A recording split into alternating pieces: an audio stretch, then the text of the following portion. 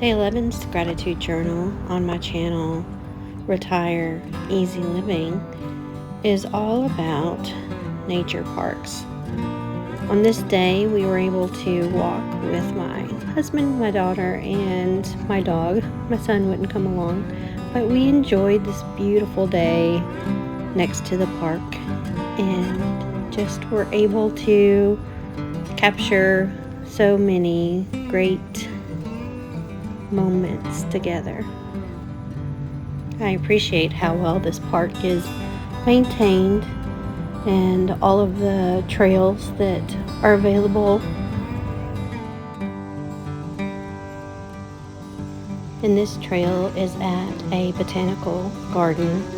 The flowers were so lovely, and you may see some more of those flowers in my journal, but here's just a summary of some of the beautiful flowers I took pictures of. Please watch and subscribe to Retire Easy Living.